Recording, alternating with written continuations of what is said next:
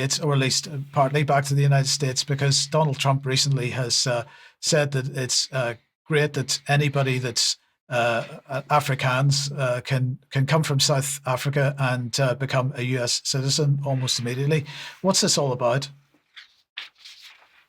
Well, it's a contentious issue, that's for sure. There's a broad range of views on it across the news spectrum, but the essentials for today are that Trump said at a White House news conference recently that he's allowing, and this is the number we're given, 49 so far, white farmers from South Africa, mainly of Dutch descent, to come to the U.S. as refugees because of what he believes there's a genocide taking place because of that.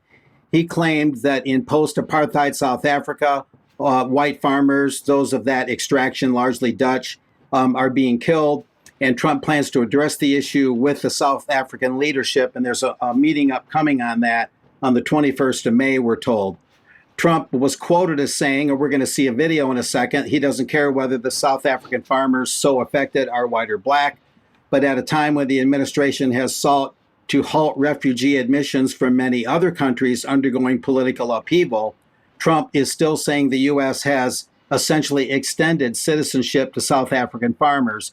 So that's the rub, is that Trump has been very, very resistant to a lot of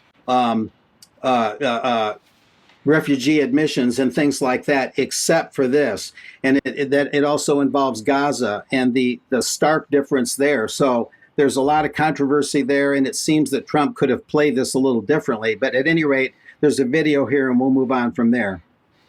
I want to ask you about South African refugees. Dozens of Afrikaners who claim discrimination in their home country are heading to the United States, right, where your administration is going to welcome them as refugees. Now, this comes as you've halted virtually all refugee admissions for people fleeing famine and war from countries like Sudan and the Democratic Republic of Congo. Why are you creating an expedited path into the country for Afrikaners but not others? Because they're being killed, and we don't want to see people be killed. Now, South Africa leadership is coming to see me, I understand, sometime next week. And, we're supposed to have I guess a G20 meeting there or something. But we're having a G20 meeting. I don't know how we can go unless that situation's taken care of. But it's a genocide that's taking place that you people don't want to write about. But it's a terrible thing that's taking place. And farmers are being killed. They happen to be white. But whether they're white or black makes no difference to me. But white farmers are being brutally killed, and their land is being confiscated in South Africa. And the newspapers and the media, television media, doesn't even talk about it. If it were the other way around, they'd talk about it. That would be the only story they'd talk about. And I don't care who they are. I don't care about their race, their color. I don't care about their height, their weight. I don't care about anything. I just know that what's happening is terrible. I have people that live in South Africa. They say it's a terrible situation taking place. So we've essentially extended citizenship to those people to escape from that violence and come here. That's what the president had to say on that. There's also been some miscellaneous coverage. We can keep moving here. This is an Associated Press piece from the 14th of May. Just confirming South Africa's leader and Trump will meet next week, again, May 21, after U.S. took in these 49 white South Africans as refugees. And there's some other important things here. Elon, of course, is in the mix because he's from South Africa. He's of that descent. And the Associated Press via PBS back on the 24th of March mentioned that South African-born Elon Musk, who has regularly accused South Africa's black-led government of being anti-white, repeated at that time a claim in a social media post that some of the country's political figures, quote, are actively promoting white genocide, end quote. And the really important part is this next item, some notes I took on this.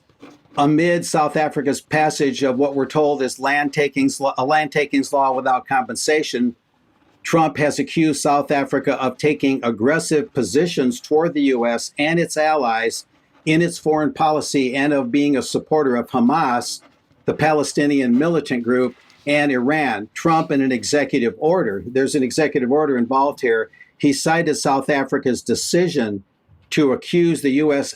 ally Israel of genocide in Gaza in an ongoing case at the International Court of Justice as an example of South Africa's so-called anti-American stance. So that's a major potential blunder there for President Trump to be so open to the South Africans, whatever their plight might be. There's palpable corruption there, and there has been a long time. But then to ignore the much more stark situation in Gaza, where the destruction has been so much more widespread and complete in such a short period of time. So it's strange, to say the least, that President Trump would do the South African thing on one hand, which might have some merit, and yet ignore the Gazans, where the suffering has been just so over the top. So that's a hard sell. To me, that's a hard sell, no matter what your views are on this issue. So back to you guys. A number of points here, Mark, and I'm sure there's going to be a couple of questions about this. First of all, getting statistics on the scale of the problem in South Africa is difficult because the South African government doesn't release crime figures based on race. But the latest figures that I could find, which were covering the final quarter of last year, so only in 3 months, said that 6,953 people were murdered in the country in the last 3 months of last year. And of those, according to the South African government, at least 12 were killed in farm attacks. And of the 12, 1 was a farmer, 5 were people living on farms, and 4 were employees. And there's no clarity over whether those employees were white or black. So no matter what you think about this, that doesn't constitute a white genocide or any kind of genocide according to any definition of the term that I'm aware of. It might undoubtedly is criminality. Undoubtedly, it's the activity of gangs and so on. But the number of murders in South Africa as a whole is horrendous. And it seems to me that represents a pretty shocking lawlessness, but it couldn't be described as genocide. And to my mind, Patrick, this is all about Israel and Gaza. I think it's right. I think also Mark's made the connection there with Trump's own statement. It's clearly politically. I think it appears to me, Mike, anyway, that this looks like there's a political thing going on here. Right. And we traced the genealogy of this issue, and what we found was this issue. How did it get to the White House level? That's the question, and it came from Elon Musk on X.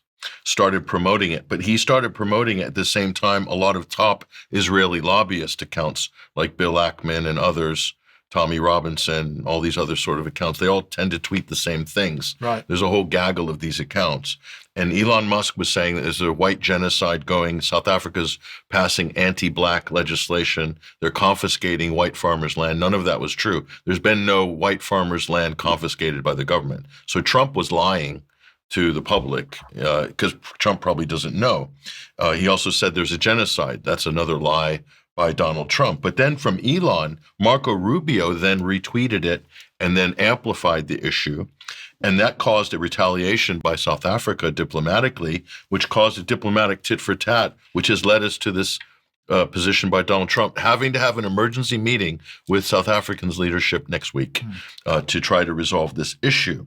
And so I think it'll be interesting to see what happens after that meeting when they basically tell him the facts. But I do think the fact that South Africa has raised this case in the ICJ has made them a big target of the Israeli lobby and the Ben Shapiros of the world and everybody else who's batting for Israel, basically. But to use the term genocide, and here's the point, Mike, to me, to use the term genocide so willy-nilly demeans an actual ongoing, violent, historic proportions genocide, live-streamed genocide that we've never seen in our lifetimes, okay? It demeans it, it reduces the significance of it, and this whole issue seems like it's geopolitical gaslighting for the benefit of Israel against the one country that stood up against Israel and filed that case at the International Courts of Justice under the Genocide Convention, which was South Africa and the government of Cyril Ramaphosa, who's also a BRICS country as well. So they've got another reason